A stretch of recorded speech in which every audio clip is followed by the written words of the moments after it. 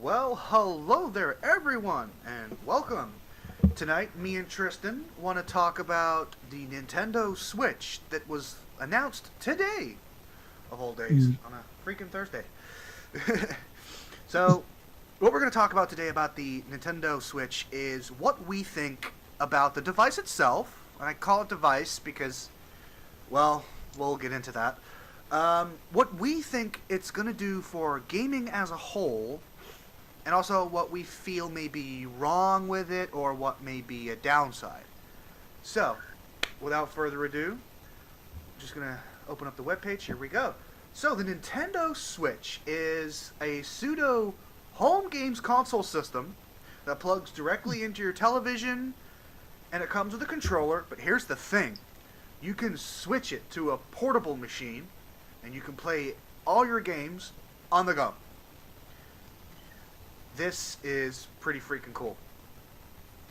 Yeah, that's pretty freaking cool.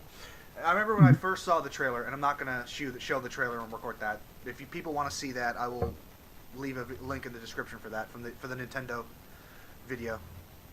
But I remember seeing it, and the guy using some sort of weird-looking controller. I'm like, that's maybe just Nintendo, like, trying to just, come up with some different controller scheme. Because they do every time, You got the NES, the NES dog bone controller, the Super Nintendo controller, the N64 controller, the GameCube controller, the Wii remote, the Wii U Pad Pro, all that stuff. But then when I saw him take the controller handles off, I'm like, huh? And then he puts them on the side of his unit and then lifts it out. And all of a sudden his game goes from the TV to the smaller portable screen. I'm like, what the hell?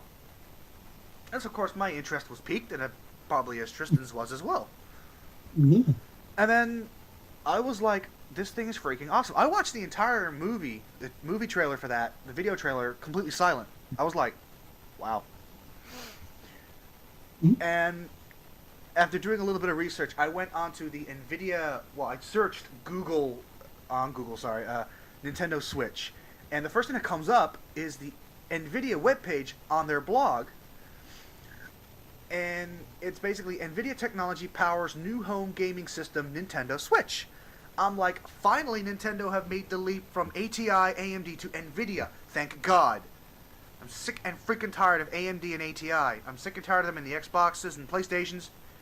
But I digress. Finally Nintendo has switched to a decent graphics processing manufacturer. Thank God. The first thing to know about the new Nintendo Switch home gaming system, it's really fun to play. Well, no duh, it's made by Nintendo. Even if the graphics look like dog shit, it's still going to be pretty fun to play. Even like the Virtual Boy. As long as you don't mind those really bad black and red 3D graphics and a fucking massive migraine after you're done. Games are still fun to play. Loads of game titles, and incredible performance, the Nintendo Switch will provide people with many hours of engaging and interactive gaming entertainment. But creating a device so fun required some serious engineering. The development encompassed 500 man-years of effort across every phase of creating a new gaming platform. Can't read right at the moment. Algorithms, computer architecture, system design, system software, APIs, game engineers, and peripherals, game engine and peripherals. God, I really can't see that. They all had to be rethought and redesigned for Nintendo to deliver the best experience for gamers, whether they're in the living room or on the move. And the next article on this is a console architecture for the living room and beyond. Nintendo Switch is powered by the performance of a Tegra processor, whoop whoop, and the high-efficiency, scalable processor includes an NVIDIA GPU based on the same architecture as the world's top-performing GeForce gaming graphics cards. And when I read that, I was like, oh yeah, baby, now Nintendo is playing with fire. That's basically how would I say it nicely, kind of a big fuck you to all the other gaming companies that were like, oh, Nintendo just can't make good game machines anymore. They can't make good consoles anymore. They should just stick with portables. This is kind of a big fuck you to them, and I love that. I really do. Because I remember when the Wii U came out, and I bought one on release day, I admit it. But I've been a Nintendo buyer for quite some time. I mean, I grew up with the Sega Genesis, the Mega Drive. That was my mom's preferred console. But growing up as a young kid, my grandparents, because they had a young son when I was technically born. My uncle Scott was 13, 14 when I was born. He was just in the swing of the Super Nintendo, you know? And I did kind of grow up with that. As I got a little bit older and could play video games, my grandma used to sit me in front of the TV with Mario Paint. I'm not kidding. Mario Paint music. I used to play those all the time. So I kind of grew up with both of them. So I remember when the Wii U came out, I was like, oh wow, this will be good. And then I'm, reading about it, like, oh, it only does like 720p resolution max, and it's not as good a high def as some people may want, and oh, the touchpad is a stupid idea, and blah, blah, blah. And the first thing I thought to myself was, well, maybe the touchpad is not a stupid idea. Maybe it's just the people that who are saying it's stupid, either one, haven't played one, or two, just don't seem to think that games companies can develop it and make it usable for their games. Now, the funny thing is, actually, certain games used it very well. I mean, Legend of Zelda, Wind Waker HD, Twilight Princess HD, they all used the touchscreen very, very well. Very well, in fact, to the point where actually playing Twilight Princess became a lot easier for me on the Wii U than it did on the GameCube or the Wii. Yeah, because I had difficulty playing the GameCube version and the Wii version. Now I do all three versions of Zelda Twilight Princess. Please don't hate. I do have a GameCube version. I have the rarest version of that game possible. Don't hate. But I played it on the Wii U, and it became a lot easier for me just because of everything on my inventory, maps, all that kind of stuff was on the screen. It was just a lot easier to do that way. I didn't have to take a break in the game to see what I was doing or to see if I had enough arrows or bombs or stuff like that. I could just switch seamlessly. And that was good for me. And I was like, this is really well implemented for that game. I think it just depends on the developers. Anyway, on that I do digress. But the Nintendo Switch looks very different. It's like Nintendo are like, let's get away from touchscreen stuff. I think that's what they're doing. I haven't seen any evidence that the screen you connect the controllers to on the side of this Nintendo Switch I haven't seen any evidence to say it's a touchscreen. So I'm thinking it's probably not. But I like the look of the machine too. I like the thing that when it docks, and I also like the controller when it's not docked, and the thing you can slide your controller ports onto, and the Pro Controller thing. I like the idea of it. I really do. I think it's a smart idea, and I think Nintendo's kind of trying to make a statement with what they're doing here. Yeah. And I think it's a good one. I really do. You can obviously hear it in Tristan's voice. He's interested. Yeah, it's becoming big. Yeah. Where there wasn't as many games for the Wii U as some people are hoping. That's true. The Wii U's library, to be fair, and I'm not. You know me. I'm a game collector. I collect video games. I haven't necessarily been like striving to collect every game for the Wii U, but after a friend of mine cataloged my entire Wii U collection, he said I've got like 90% of all Wii U games ever released, and I'm like, yeah, I didn't even know that. So thank you. And he's like, oh, you don't have many more to go. So I'm like, okay.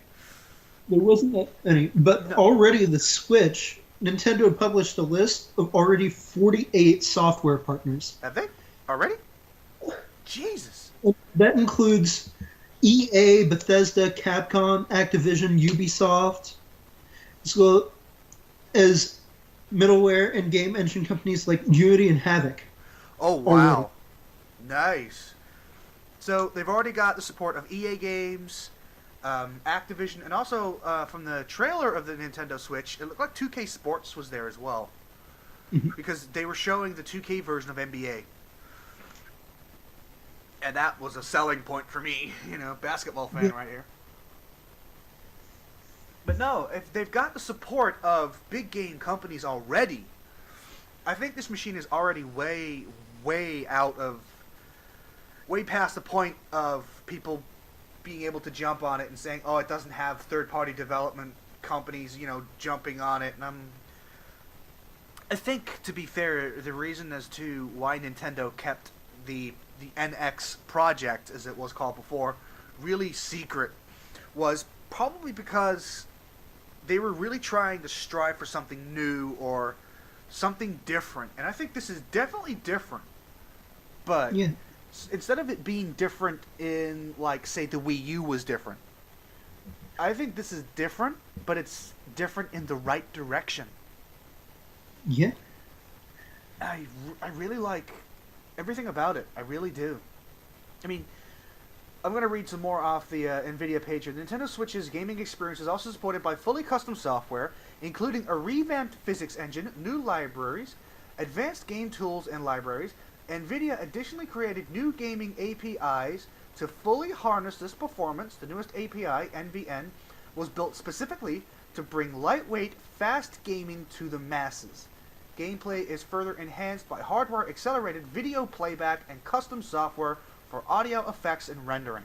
We've optimized the full suite of hardware and software for gaming and mobile use cases. This includes custom operating system integration with the GPU to increase both performance and efficiency. NVIDIA gaming technology is integrated into all aspects of the new Nintendo Switch home gaming system, which promises to deliver a great experience to gamers. Nintendo Switch will be made available March 2017. More information is available at nintendo.com/Switch. Nintendo Switch is a trademark of Nintendo, blah, blah, blah. And you know what? A lot of people who have logged in to the NVIDIA blog have, there's one person here, I'm not screen sharing this, but there's someone here saying, "Oh my god, I want," smiley face. Someone saying, "I want to pre-order now." And I'm like, cool. you know, me too. Stop by GameStop and called Amazon, but no one has it for pre-order yet. You can get email confirmation for Amazon when pre-orders start. And I'm just like, Yeah. Because as of now, we don't even know when it's going to come out or even a price. well, it is going to come out sometime around March 2017. It may be pushed back a little bit, but it may be brought forth for all we know. Nintendo have done that before.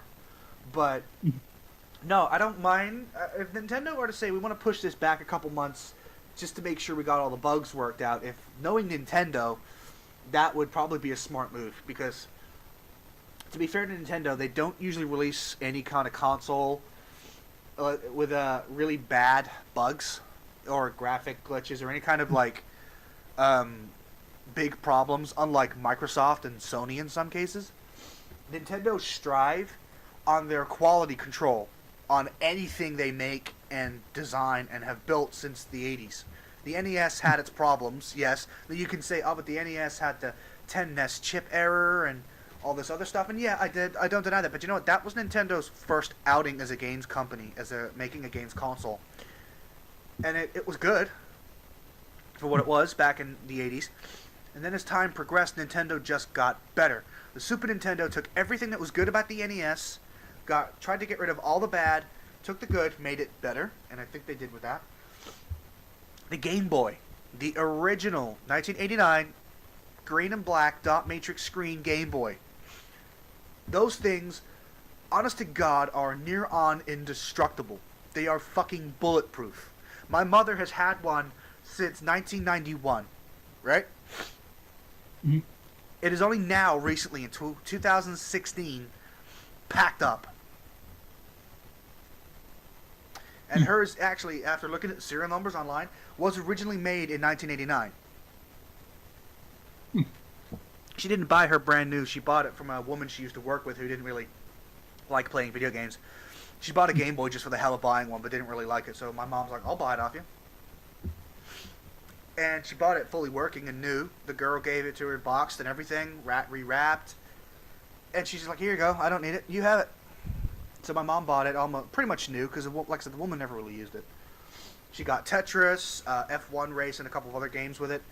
The games still work. I've been able to test those. But the machine itself only recently has packed up. It doesn't work. And I don't have the correct game bit screwdriver head to get in there. But when I do, I'm going to get in there and see if I can get it working again. Because I put batteries in there and then put Tetris in there and turned it on, and I'm getting nothing. Usually an indication something's wrong. But the quality control for the Game Boy to be fair, was where Nintendo's quality control to me was kind of like, if you ever come to us about quality control, we will show you the Game Boy. And then with the Game Boy Color, it was the same kind of thing. The quality control for the Game Boy was very high. Very, very high. Same for then the next iteration, the Game Boy Advance, then the GBA SP, you know, and then the DS, and then the DS Lite, then the DSi, the DSi XL, and the 3DS, the 3DS XL, the new 3DS XL. I've used pretty much all the Game Boy Nintendo handhelds over the years, including the Virtual Boy. Even, like I said, if you don't mind the headaches after 20 minutes of playing a game on that thing, its quality control is very good. It's usually built to last, and they don't break easy. And but their quality control for designing the device itself is usually very, very like strict. Like if a component doesn't rate a certain voltage, it's gone. It gets gone. They find another one and use that. If something is not 100% on the motherboard, that goes. They find something else. That's one thing about Nintendo's quality control, that they absolutely thrive and strive to keep good. And that's one thing you can usually say about Nintendo, is their quality control is very top notch. Excuse me. So what me and Tristen think it can do for gaming? Well, we definitely think it's going to revolutionize gaming in a way that not really, I hate to say it, not like mobile games have done, like cell phone games. I mean, we talk about Pokemon Go bringing kids out of the houses with their cell phones playing a game. That's, of course, a great thing. I think the Nintendo Switch takes the kind of, I guess that you could call it couch gaming, but takes it to a whole new level. Like, okay, yeah, you can sit your fat ass on your couch and play this game if you want. Sure, you can. But I'm giving you the option to pick me up, take me out, and play me wherever the flying fuck you want. Mm-hmm. And I'm not going to lose image quality, processing power, nothing. You take me out of that little dock, you put the controller sides on me, you take me wherever you want, I will perform just as good on the go as I did at home. If that's not revolutionary, what the hell is? And that was one thing I did notice. It kind of looked like the way they transitioned in the trailer from home console to portable, and it looked like the image quality hadn't dropped at all. Mm-hmm. And I'm like, wow. You know? Because, let's be honest, I mean, a lot of people were like, oh, the 3DS will look great. And it looked good. It looked a lot better than the original DS.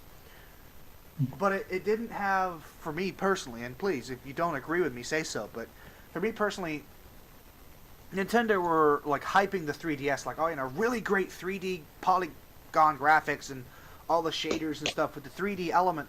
And I'm like, well, I can't use the 3D element because I can't even see 3D movies. Sorry. But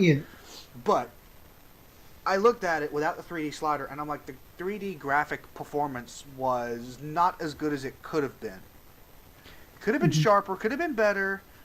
But apart from that, I thought the Nintendo 3DS was a really good idea, really good concept. And still do, in fact. But I think this kind of, the Nintendo Switch just makes that whole kind of home console to portable gaming market obsolete now, I think, is the best way to put it.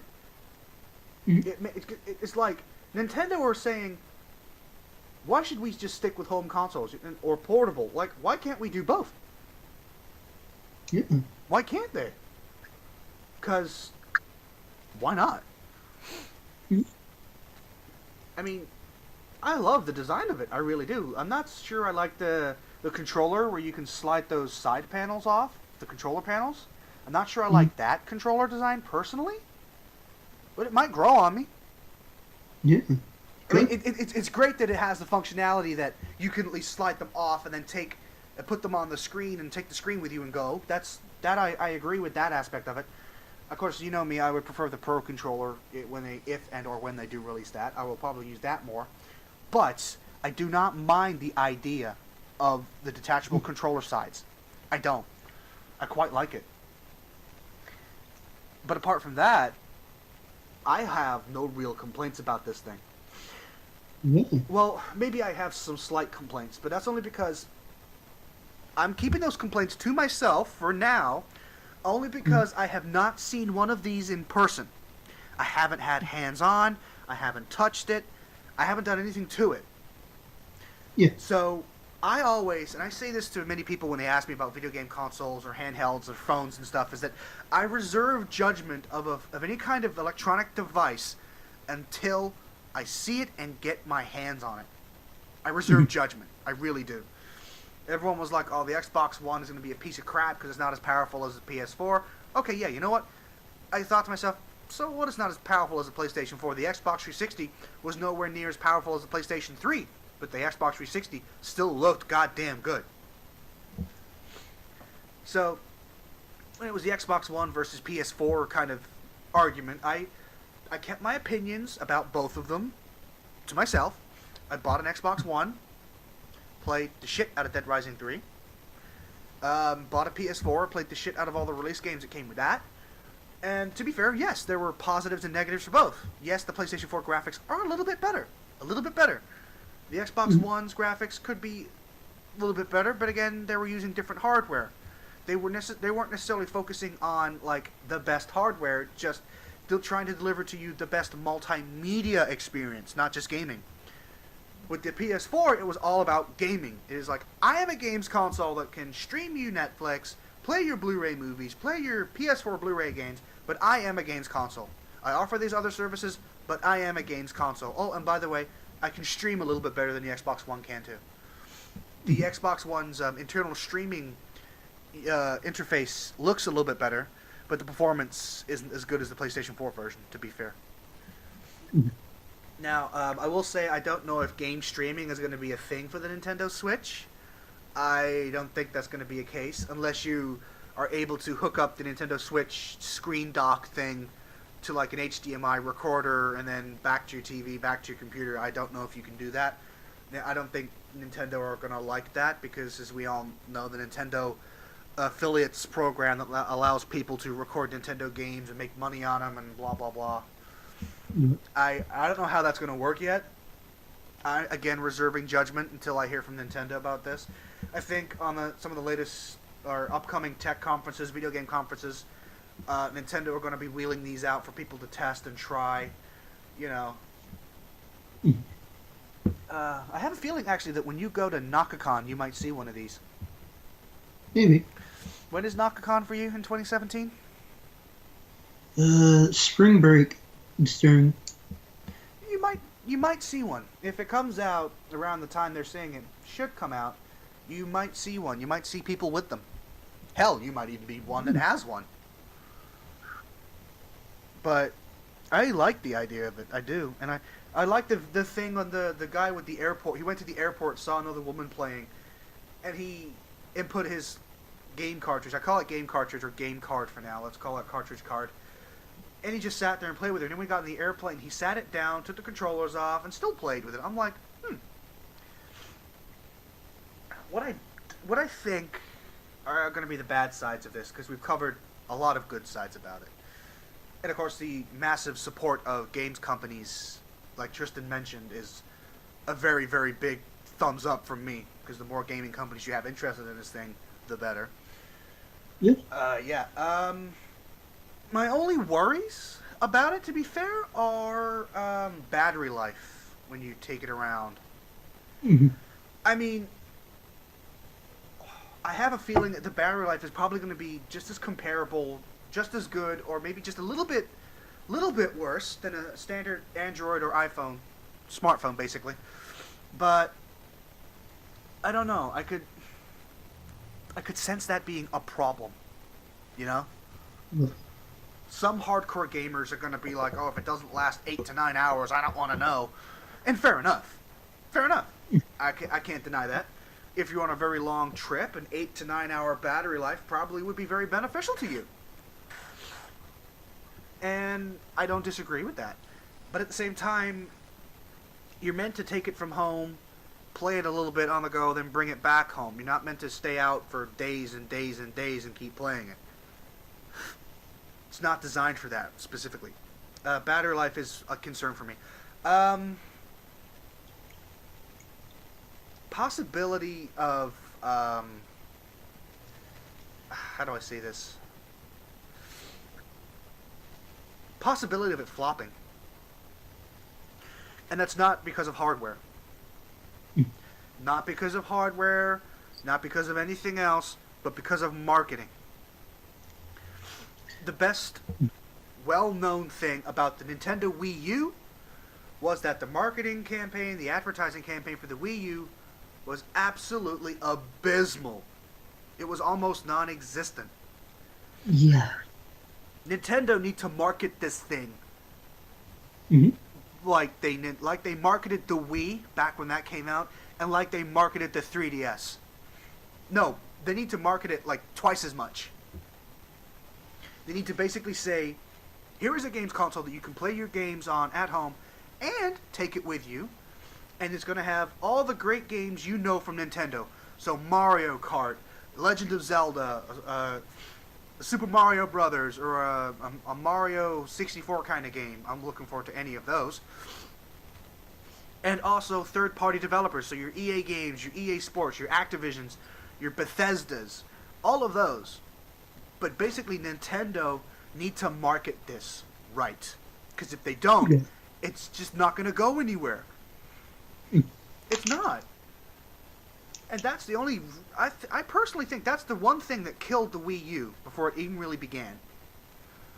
Was marketing. That was one of the things that killed it. And the lack of third-party support killed it. Yeah. You need both of those, really. Mhm. But I really hope Nintendo market this better than they did the Wii U. Because if they don't, it's going to be another wasted effort for Nintendo. And to be completely honest, I don't think Nintendo can survive another one of those. The Wii U almost set Nintendo back quite a bit, and that's not fair to them, because the Wii U, again, was a pretty decent device for what it did.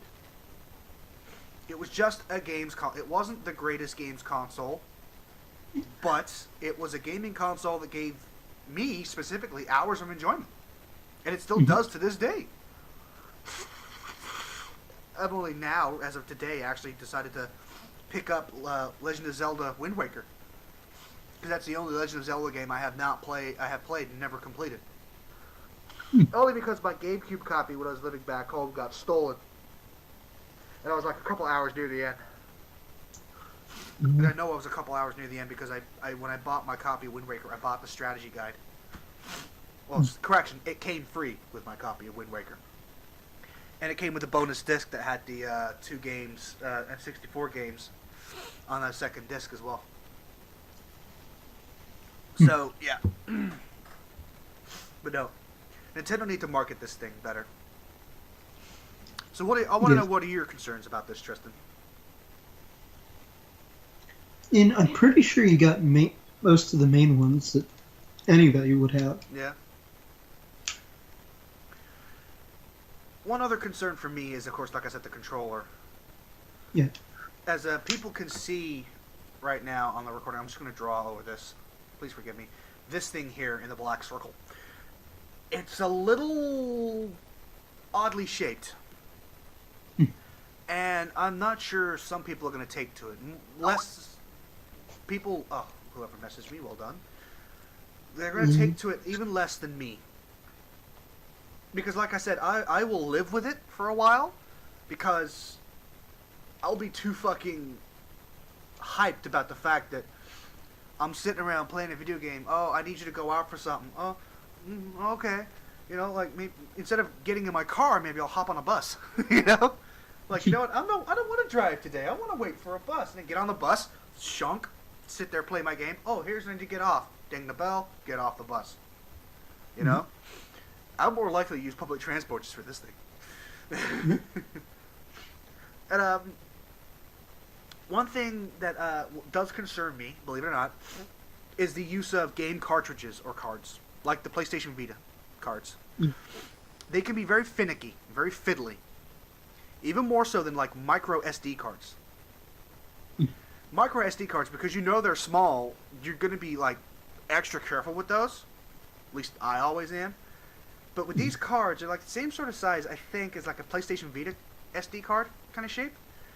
I just hope they're not too thick or too big or too thin or too small. Because if they're too thin or too small, you can break them easy, you can lose them. If they're too big, they're just a hindrance. But I don't know yet. We'll see. One thing that does slightly worry me is the docking system. Mm-hmm. The open side panel idea, I get, because you need to slide on those controllers on the side. I get that. I just worry about the way it connects to the dock. Mm-hmm. Like if you don't get it at a certain angle and you try to put too much pressure in to get it down, you could bend some pins or break something. That's a concern for me personally, because that does happen. Yeah. But apart from that, that's my only concerns really. And with how controllers and things would usually cost, it probably, if you end up having trouble with that and it ends up breaking, it's going to be more costly on the consumer. This kind of goes back. It might be.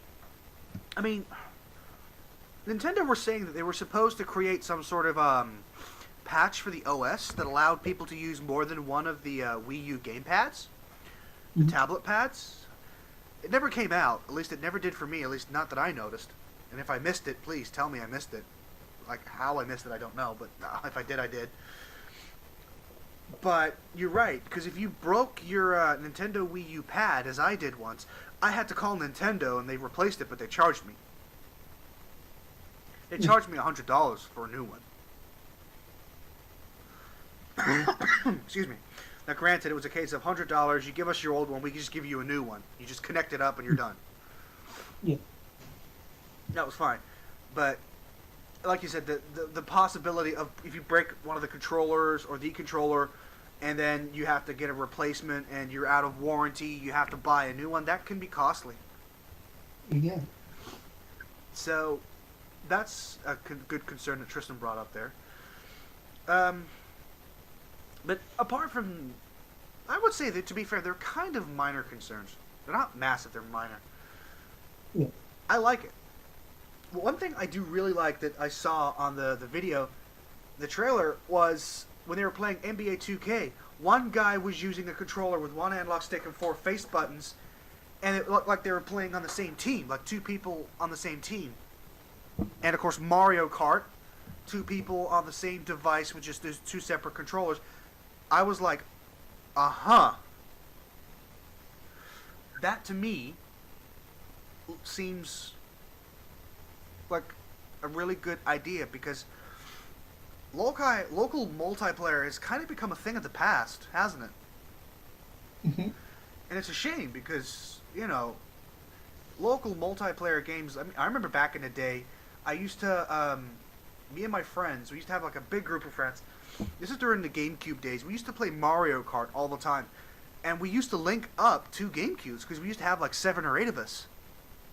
And the only way to get 7 or 8 players was to link up 2 GameCube systems, start the games on 2 separate TVs, and then go to link play.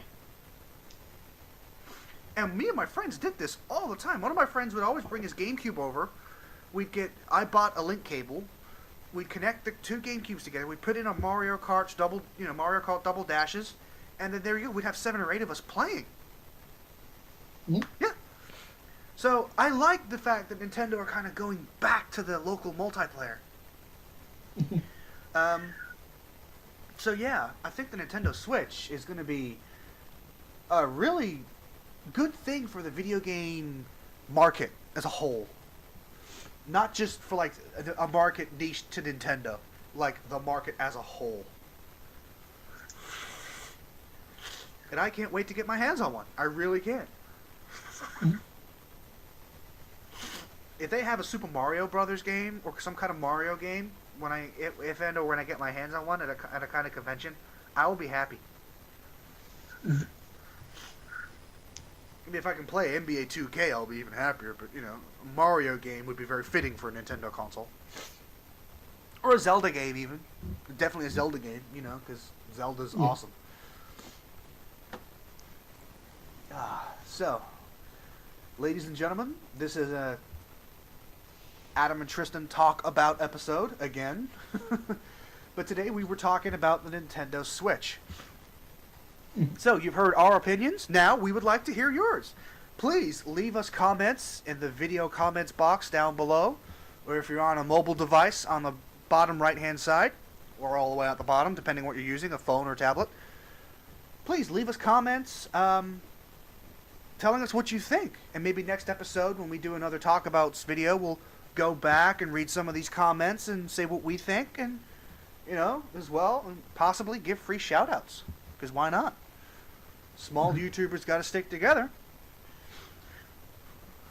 So, ladies and gentlemen, that is all from me and Tristen for the meantime. And we hope to see you again on another episode of Adam and Tristen Talk About. See you next time.